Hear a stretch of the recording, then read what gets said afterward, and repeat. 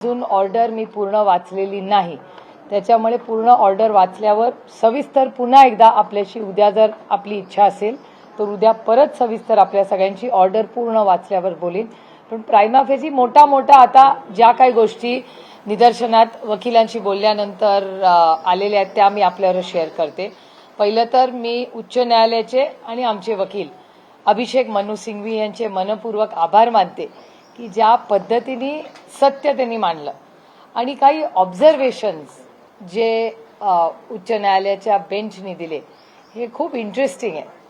याचं कारण की पहिलं अजित पवारांचे जे वकील आहेत त्यांनी असा युक्तिवाद केला, हे मी जे काय माझ्या वकिलांचं ब्रीफिंग आलंय त्याच्यावरून आपल्याला शेअर करते सगळं, की जो युक्तिवाद झाला त्या युक्तिवादामध्ये अजित पवारांच्या वकिलांची अशी मागणी होती की शरद पवारांना पक्षही द्यायचा नाही आणि सिंबलही द्यायचं नाही.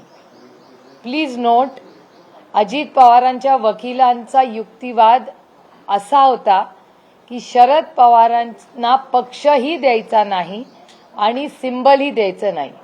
गमतीचा भाग असा की माननीय जज साहेबांचे खरंच मी आभार मानते की त्यांनी त्या गटाच्या वकिलांना असा प्रश्न विचारला की तुम्ही पक्ष नेला, तुम्ही सिंबल नेलं आणि शरद पवारांना तुमची केस अजून पेंडिंग आहे, पूर्ण निर्णय फायनल झालेला नाही, तर अर्थातच ही लोकशाही आहे आणि लोकशाहीमध्ये शरद पवारांना एक पक्ष आणि एक चिन्ह हे मिळालंच पाहिजे.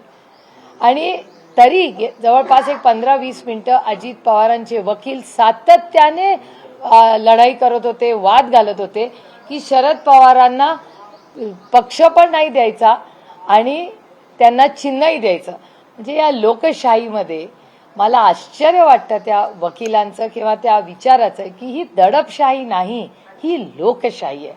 आणि या लोकशाहीमध्ये काही ऑब्झर्वेशन जे केले त्याच्यात जज साहेबांनी असं सांगितलं की सुप्रीम कोर्टाने असं सांगितलं की शरद पवारांना एक पक्ष आणि चिन्ह हे दिलं गेलंच पाहिजे, कारण का आत्ता जी ऑर्डर अजित पवारांना दिली आहे ती इंटरिम आहे, अजून फायनल निर्णय झालेला नाही. पहिला मुद्दा.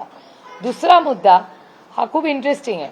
त्यांनी असं सांगितलं की म्हणजे तुम्ही बघा महाराष्ट्राची परिस्थिती काय झाली आहे की आपलं जे कंपॅरिझन आहे ते पाकिस्तान बरोबर होतंय. ते असं म्हणाले की अक्रॉस द बॉर्डर काय चाललंय सिंबलवरनं तुम्ही पहा, त्याच्यामुळे असे नको ते चुकीचे हट्ट करू नका. हे मी म्हणत नाहीये, उच्च न्यायालयाचे जज साहेब म्हणतोय, सर्व उच्च न्यायालयाचे. त्यानंतर त्यांनी असं सांगितलं की शरद पवारांना हे नावच द्यायचं नाही आणि दुसरं सिंबलच द्यायचं नाही, कारण का कन्फ्युजन होतंय त्याच्यामुळे. त्याच्यावर उच्च न्यायालयाने असं कॉमेंट केले आहे की ह्या देशाचा नागरिक आणि मतदार हा सुजाण आहे, तो हुशार आहे, त्याला अंडर एस्टिमेट करू नका. त्यानंतर त्यांनी असं सांगितलं की एक तर तुम्हाला हा जो पक्ष आणि चिन्ह दिलेला आहे ही ईसीच्या डिसिजन कसा काय त्यांनी घेतला, कारण लेजिस्लेटिव्ह मेजॉरिटीवर घेतलेला आहे, जेव्हा डिस्क्वालिफिकेशनचं पेटिशन पेंडिंग आहे. म्हणजे एकीकडे डिस्क्वालिफिकेशनचं पेंडिंग असताना लेजिस्लेटिव्ह म्हणजे त्यांनी पक्षाचा संविधानाचा विचार केलेला नाही. अजित पवार जेव्हा म्हणतात की शरद पवारांचं इलेक्शन चुकीचं आहे, तसं अजित पवारांचंही इलेक्शन चुकीचं आहे असं मी म्हणत नाही. हा इलेक्शन कमिशन म्हणते, मी कुणावरच आरोप करत नाही आणि चुकीचे तर करतच नाही.